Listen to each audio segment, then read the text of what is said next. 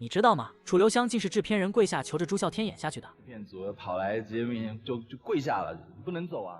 朱孝天能接演楚留香，还只因4个字。楚留香传奇开拍初期，男主角的选择一直是剧组头痛的问题，一切都怪郑少秋把楚留香的上限拔得太高了。有着郑少秋版本在前，难免会被观众拿来比对，而且有着任贤齐当前车之鉴，就更没有人愿意来淌这趟浑水。当导演找到朱孝天的时候，同大多数演员一样，他第一反应也是拒绝。我才刚出来没多久，演技也没到那，自己心里很明白。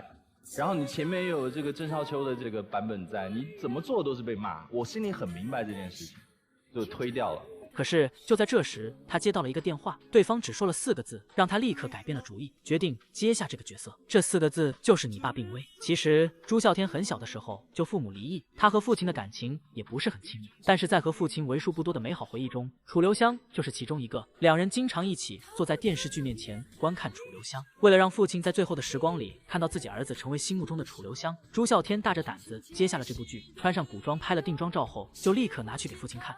爸拿那个照片，话说不出来，说不出话来。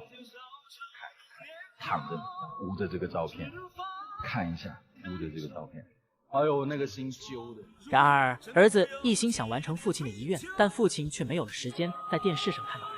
在正式开拍2周过后，朱孝天就收到噩耗，父亲去世了。朱孝天情绪崩溃，这戏也是没有了心情拍摄。他当下的第一反应是马上回家送别父亲，结果制片人员直接跪下哀求他不要离开，否则剧组要承担高额的赔付金。那时候制片组跑来直接面前就跪下了，不能走啊，你不能走。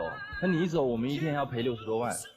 为了不耽误剧组1天60万的耗资，他没能赶回去参加父亲的葬礼。最想给父亲看到的戏，父亲却没有等到上线就去世了，这也成了他的一生的遗憾。其实现在来看，这版《楚留香传奇》并不见得是一部烂片，整体武打戏和故事相当精彩，各路配角也是异常出彩。可是因为男主角还是被人骂成了烂剧。